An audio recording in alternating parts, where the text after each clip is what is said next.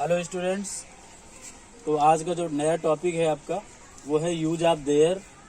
Last day आपको बताया गया था यूज ऑफ इट। जो आज पढ़ाया जा रहा है वो आज का टॉपिक है यूज ऑफ देयर। देयर का प्रयोग, देयर का प्रयोग कहाँ पे करते हैं हम लोग, किस तरह के सेंटेंस होते हैं जहाँ पे हम लोग देयर का यूज कराते हैं। सामान्य भाषा आप लोगों ने ये पढ़ी है कि जिन वाक्यों में किसी व्यक्ति का, किसी वस्तु का या किसी बात का होना या न होना पाया जाता है, ठीक इसी प्रकार के वाक्यों में हम लोग देयर का प्रयोग करते हैं।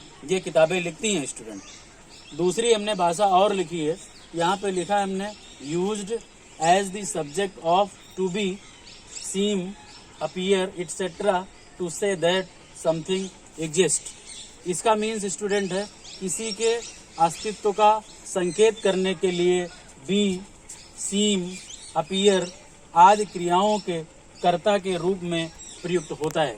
जो देयर है, तो एक बात ये स्पष्ट हो गई स्टूडेंट कि जो देयर का प्रयोग जो है वो बी की फॉर्म के साथ, सीम के साथ, अपीयर या इसी तरह की जो अन्य क्रियाएं हैं उनके साथ होता है। सबसे मूल जो कॉन्सेप्ट इसका स्टूडेंट है, जो देयर का यूज होता है हमारा, वो इंट्रांजिटिव वर्ब के साथ होता है। किसके साथ होता है? इंट्रांजिटिव वर्ब के साथ होता है। आई मीन टू से ट्रांजिटिव वर्ब के साथ नहीं करा सकते।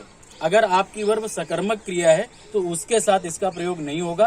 प्रयोग जो होगा वो अकर्मक क्रियाओं के साथ होगा।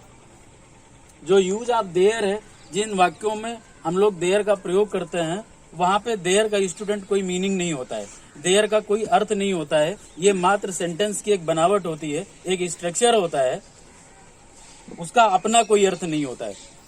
जब ये सब्जेक्ट आ जाता है, जहाँ सेंटेंस स्टार्ट होता है सब्जेक्ट के रूप में, जब इसको हम रख लेते हैं, इवन दो सब्जेक्ट होता नहीं है, हमने बताया कि मात्र संरचना है, ये एक बनावट है कि आप वहां पे लिखते हैं कि सेंटेंस आपका देयर से स्टार्ट हो रहा है।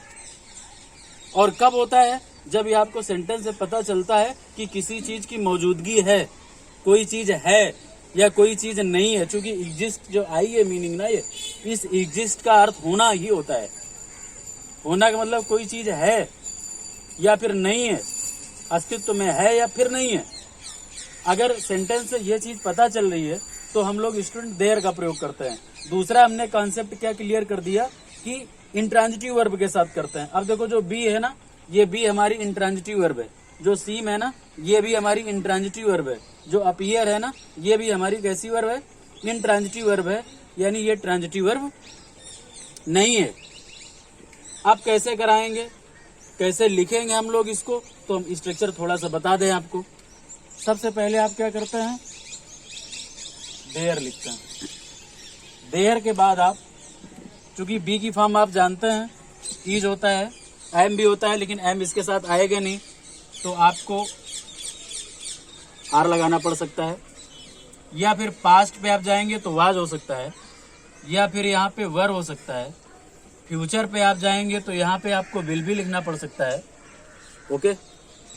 अन्य अगर क्रियाओं पे आप जाएंगे तो शुड भी आप चाहिए करते बोलना चाहेंगे तो शुड भी हो जाएगा, मस्ट भी हो जाएगा।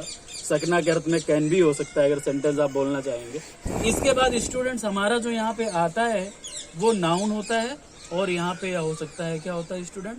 प्रोनाउन होता है। बस यहीं तक स्ट्रक्चर बताएंगे आपको, यहीं तक मुख्य बात है। इसके बाद जो भी आएगा स्टूडेंट वो चला जाएगा अदर पे, वो चाहे आपका अदर वर्ड्स पे कुछ भी हो। यहाँ पे इसके बाद तो प्रीपोजिशन आता है, फिर जाके नाउन आ जाता है। मोस्टली ऐसा होता है कि इसके बाद जैसे रख देंगे तो प्रीपोजिशन आ जाएगा, या फिर इसके प्रीपोजिशन के बाद नाउन आ जाएगा फिर से। या कभी कभी यहाँ पे अगर प्रीपोजिशन ना होगा तो डायरेक्ट एडवर्ब आ जाता है, तो वही सेंटेंस फिनिश हो जाता है। कई बार इन्फिनिटिव भी हो सकता है चूंकि वहां पे। तो जो स्ट्रक्चर आपको सीखना है स्टूडेंट, वो इतना सीखना है कि आपको देयर लगाना है। देयर के बाद आपको क्या करना है? इज लिखना है, आर लिखना है, वाज लिखना है, वर लिखना है, विल भी लिखना है अकॉर्डिंग टू टेंस। इसके बाद आपका नाउन हो सकता है, प्रोनाउन हो सकता है। स्टूडेंट दूसरा कॉन्सेप्ट क्या कहता है? दूसरा कॉन्सेप्ट ये कहता है कि ये जो नाउन होगा, ये जो प्रोनाउन होगा स्टूडेंट, ये इंडेफिनिट होगा। इंडेफिनिट का मतलब अनिश्चित, निश्चित नहीं। कैसा होगा? अनिश्चित होगा। नाउन आएगा वो भी अनिश्चित होगा, प्रोनाउन आएगा वो भी अनिश्चित होगा। यानी सबसे मूल बात स्टूडेंट ये जाननी जरूरी है कि जो आप नाउन या प्रोनाउन यहाँ पे जो आए होंगे वो अनिश्चयवाचक नाउन होंगे अथवा फिर सर्वनाम होंगे, वो रखे जाएंगे। इसके बाद अदर पे जो भी वर्ड आए होंगे उनको लिख दिया जाएगा, आपका सेंटेंस बन जाएगा। अब देयर का प्रयोग करेंगे कैसे, हम लोग कैसे जानेंगे? तो हमने वहां भाषा दी कि किसी व्यक्ति का होना, किसी वस्तु का होना या ना होना। वस्तु हो सकती है, वो व्यक्ति हो सकता है या फिर नहीं हो सकता है। तो जब ये पता चलेगा सेंटेंस से कि ऐसा हो रहा है वाक्यों में, तो हम लोग फिर सेंटेंस की स्टार्टिंग कैसे कराते हैं? देयर से कराते हैं। चूंकि देयर अपनी हिंदी नहीं शो करता है, वहां पे नहीं एक्सप्रेस करता है, इसीलिए स्टूडेंट इसे इंट्रोडक्टरी देयर के नाम से भी जाना जाता है, परिचयात्मक देयर के नाम से इसका मेंशन किया जाता है। अब सेंटेंस हम लोग देखेंगे। जैसे सेंटेंस बोल दिया जाए लड़की है, केवल इतना सेंटेंस बोला गया, लड़की है। अब लड़की है अगर सेंटेंस बोला गया, आपसे कह दिया जाए इसका अनुवाद करिए, तो आपको करना पड़ेगा देयर इज अ गर्ल। क्या करेंगे? एक चीज आपको ये समझ में ना आई होगी, लड़की है, देयर इज अ गर्ल। अगर ये बोल दिया जाए लड़कियां हैं, तो आपको स्टूडेंट लिखना पड़ता देयर आर गर्ल्स। क्यों भाई? फिर आपको लिखना पड़ता देयर आर गर्ल्स। एक बात ये आपको स्पष्ट कर दें कि जो इज आया है, जो ये आर आया है, ये इनको देख के आया है। यानी कहने का मतलब, दूसरी बात स्टूडेंट ये स्पष्ट हो गई कि जिन वाक्यों में हम लोग देयर का यूज करते हैं वहां पे सब्जेक्ट आया होता है, लेकिन वो सब्जेक्ट चूंकि वर्ब के बाद रखा होता है। किसके बाद रखा होता है? वर्ब के बाद सब्जेक्ट रखा होता है। तो हम लोग इस प्रोनाउन को देखते हैं, इस नाउन को देखते हैं। अगर ये वाला नाउन सिंगुलर नंबर, तो स्टूडेंट यहाँ पे वर्ब हमारी सिंगुलर नंबर। अगर ये वाला प्रोनाउन सिंगुलर नंबर, तो यहाँ पे हमारी वर्ब सिंगुलर नंबर। अगर ये वाला नाउन हमारा प्लूरल नंबर, तो यहाँ पे स्टूडेंट देयर के बाद हमारा verb plural number. For example हमने दिखाया देयर इज ए गर्ल, तो इज स्टूडेंट किसको देख के लगा? गर्ल को देख, देयर को देख के नहीं लगा। क्योंकि अगर देयर को देख के लगता तो फिर सबके साथ सिंगुलर आ जाना चाहिए। अब देयर आर गर्ल्स बोला गया, लड़कियां हैं। अब बोला गया लड़कियां हैं, तो फिर गर्ल्स को देख के आ गया।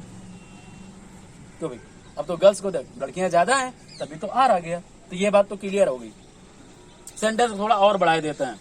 अगर ये कह देते कमरे में लड़कियां हैं, क्या बोल देते? कमरे में लड़कियां हैं। अगर ये बोला जाए कमरे में लड़कियां हैं, तो यही सेंटेंस बनता there are girls in the room. Student एक बात और आपको क्लियर कर दें, इनमें सप्तमी व्यक्ति का टुकड़ा लगा रहता है मोस्टली सेंटेंस में। सप्तमी व्यक्ति का टुकड़ा आप ना समझते होंगे, अधिकरण आपने पढ़ा होगा हिंदी पे। अधिकरण का जो चिन्ह आया है वो मे पे पर होता है। तो जो अधिकांश सेंटेंस इसमें होते हैं देयर वाले, उसमें मे पे पर लगा होता है। हालांकि कुछ होते हैं जिनमें ना भी आया होता है, लेकिन अधिकांश जो सेंटेंस होते हैं उनमें ये चिन्ह क्या होते हैं? लगे होते हैं। जैसे बोल दें दरवाजे पर आदमी, क्या बोल दें? दरवाजे पर आदमी है। क्या बोल दें? दरवाजे पर आदमी है। और अगर दरवाजे पर आदमी है इसका ट्रांसलेशन करना हो तो आपको क्या लिखना पड़ेगा? There is a man. There is a man at the door. तो पर आया वहां पे, सेंटेंस क्या बन गया? There is a man at the. अगर ये बोल दिया जाए कि दरवाजे पर दो आदमी हैं, तो स्टूडेंट यहाँ पे ई जाता कि आर आता? आर आता, क्योंकि दो आदमी प्लूरल नंबर। तो हम जान गए फिर क्या लिखना पड़ता? There are two man. क्या बनता? There are two man at the door. अगला एग्जाम्पल जैसे दिखा दें, बड़ा इंपॉर्टेंट रहता है चूंकि आता है। जैसे बोल दें किसी गांव में एक वृद्ध आदमी रहता था। आपकी किताब का सेंटेंस है, इंटरमीडिएट में है, क्योंकि एक्सरसाइज आपको करनी है होमवर्क में। तो स्टूडेंट सेंटेंस आया कि किसी गांव में एक वृद्ध आदमी रहता था। अब किसी गांव में एक वृद्ध आदमी रहता था, जब इसका अनुवाद करेंगे तो आपको लिखना पड़ेगा देयर लिव्ड, पास्ट में है, there lived an old man, there lived an old man in a village. बात समझ में आई? अब आपसे पूछा जाए कि लिव्ड जो वर्ब आई है ये भी स्टूडेंट इंट्रांजिटिव वर्ब है। जैसे बोला जाए जनवरी में 31 दिन होते हैं, क्या बोला जाए? जनवरी में 31 दिन होते हैं, ट्रांसलेशन क्या होगा? There are 31 days in January. क्या बनेगा? There are 31 days in January. बाल्टी में पानी है, क्या बनेगा? There is water in the bucket. बाल्टी में पानी नहीं है, क्या बनेगा? There is no water in the bucket. बोला जाए क्या कोई समस्या है? अभी इंट्रोगेटिव है तो क्या पहले इज लिखना पड़ेगा, फिर लिखेंगे इज देयर एनी प्रॉब्लम। क्या बन जाएगा? Is there any problem. कोई समस्या नहीं है, क्या बनेगा? There is no problem. क्या लिखना पड़ेगा? There is no problem. अगला सेंटेंस, स्टेशन के पास कई होटल है। स्टेशन के पास कई होटल हैं। ट्रांसलेशन क्या करेंगे? There are many hotels near the station. There are many hotels near the station. इस नीति में कोई परिवर्तन नहीं होगा। इस नीति में कोई परिवर्तन नहीं होगा। अगर ये फ्यूचर पे है, अगर आपसे कहते हैं इसको बनाओ तो क्या लिखेंगे? There will be no change. Student जो चेंज है ये नाउन है, चेंजमेंट भी आप लिख सकते हैं। चाहे आप चेंज लिखें चाहे आप चेंजमेंट ले, दोनों का स्टूडेंट हिंदी परिवर्तन होता है। There will be no change in this policy. क्या लिखेंगे? In this policy. बन गया सेंटेंस। अगला बोल दें दुकान के बाहर लंबी लाइन थी। क्या लिखा जाए? दुकान के बाहर लंबी लाइन थी। सेंटेंस क्या बनेगा? There is a long queue. Queue means line, इसको कतार बोलते हैं। There is a long queue outside the shop. Outside the shop लिखते हैं तो भी सही है, आउट ऑफ द शॉप लिखते हैं तो भी सही है। Both are right. अगला सेंटेंस बोला जाए इस कॉलेज में अनुशासन नहीं है, या इस कॉलेज में कोई अनुशासन नहीं है, तो क्या बनेगा? There is no discipline in this college. There is no discipline in this college. सप्ताह में 7 दिन होते हैं। क्या बनेगा? There are 7 days in a week.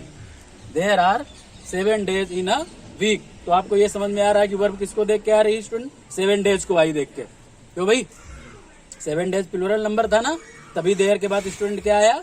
Are. हम आपको बार बार बता रहे हैं ये कि देयर अपनी कोई हिंदी वहां पे नहीं देता है, केवल इंट्रोडक्टरी देयर है, परिचयात्मक देयर है, जो एक संरचना है बनाने की, जिससे हम लोग देयर से इस तरह के जब सेंटेंस आते हैं तो स्टार्ट करते हैं, जबकि अपनी वो कोई हिंदी नहीं देता है। लेकिन जब एडवर्ब के रूप में देयर यूज होता है तो उसकी हिंदी वहां होती है, क्योंकि उसका स्थान से संबंध होता है, तो अपनी हिंदी वहां वो देता है। तुम्हारे कमरे में कितने पंखे हैं? तुम्हारे कमरे में कितने पंखे हैं? अब जो इंट्रोगेटिव है, हाउ मेनी लगाना पड़ेगा। How many fans are there in your room. अगला सेंटेंस, क्या उसके जीतने की कोई उम्मीद है? अब इंट्रोगेटिव, इसको बना देते हैं। क्या उसके जीतने की कोई, तो अब क्या लिखना पड़ेगा? इज, फिर क्या लिखना पड़ेगा? देयर। क्यों भाई? ये सब्जेक्ट रूप में है। एनी होप, होप नाउन भी है student. Is there any hope of his winning. जितना होता है ना, जीरेंड के रूप में प्रयोग हो गया है, नाउन काम करने लगा। क्या सेंटेंस बन गया? Is there any hope of his winning. मेरे घर के सामने एक मंदिर है। मेरे घर के सामने एक मंदिर है। सेंटेंस क्या बनेगा? There is a temple in front of my house. There is a temple in front of my house. बर्तन में दूध नहीं है।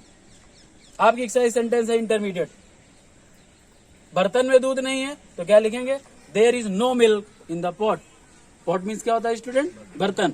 There is no milk in the pot. तुम्हारी अलमारी में कितनी पुस्तकें हैं? How many books are there in your almirah. बन गया। अब आपको ये बात स्पष्ट हो रही होगी कि जो अगर यही पास्ट में बोल देते हैं, मान लीजिए जो हमने सेंटेंस बताया स्टूडेंट, तो वहां पे वाज वेयर लगाना पड़ता आपको। सिंगुलर होता तो वाज, प्लूरल होता तो वर लगाना पड़ता। फ्यूचर पे गागी के आशय पे अगर बोल देते हैं, अर्थ पे, तो आपको वहीं पे स्टूडेंट क्या लगाना पड़ता? विल भी लगाना पड़ता। तो मुझे लग रहा है अब तो सेंटेंस आ रहे होंगे ना समझ में, कहाँ पे हम करते हैं। तो हमारी सीधी सी भाषा थी वहां पे स्टूडेंट की, जो हमारा देयर का जो यूज है, तो वहां पे हम लोग करते हैं जब किसी चीज की मौजूदगी का या उसके अस्तित्व का पता चलता है वहां पे। तो ठीक ऐसे वाक्यों हमारा देयर का यूज होता है। देयर अपना कोई हिंदी वहां पे नहीं देता है, मात्र एक बनावट है, एक स्ट्रक्चर है सेंटेंस बनाने का। उससे सेंटेंस आप स्टार्ट करते हैं और वर्ब के बाद सब्जेक्ट आया होता है, यानी जो वहां पे नाउन प्रोनाउन आया होता है। जैसे बोल दें कि कोई नहीं है, प्रोनाउन पे सेंटेंस नहीं बोला गया क्योंकि कोई नहीं है। अब घर में कोई नहीं, अगर इतना अगर कोई नहीं केवल बोला गया तो सेंटेंस हो देयर इज नोबडी। अब नोबडी जो था स्टूडेंट प्रोनाउन था, और कैसा प्रोनाउन था, इंडेफिनिट था। अगर ये बोला गया घर में कोई नहीं है तो क्या बना, there is nobody in the house, there is nobody in the house. तो मुझे लग रहा है अब सेंटेंस आ रहे हो, मैंने स्ट्रक्चर आपको बना के दिखाया है, उस स्ट्रक्चर को आप याद रखिए। कई सारे हमने एग्जाम्पल्स आपको दिए हैं, उनको भी आप याद रखिए, उनको बना लीजिए, तो उसी तरह के सेंटेंस मिलते हैं। जितने हमने एग्जाम्पल्स आपको दे दिए हैं स्टूडेंट, अगर आपको स्टोरी पे सेंटेंस मिलता है तो मुझे लग रहा है इसी टाइप के मिल जाएगा, आपका सेंटेंस बन जाएगा। किताब में भी अगर एक्सरसाइज आप बनाना चाहेंगे तो एक्सरसाइज भी बन जाएगी, क्योंकि इसी तरह के सेंटेंस आए हैं। तो आज का हमारी टॉपिक इतना ही रहेगा। अगर वीडियो पसंद आया हो, समझ में आया हो, तो सब्सक्राइब करें, लाइक करें, शेयर करें। Thank you.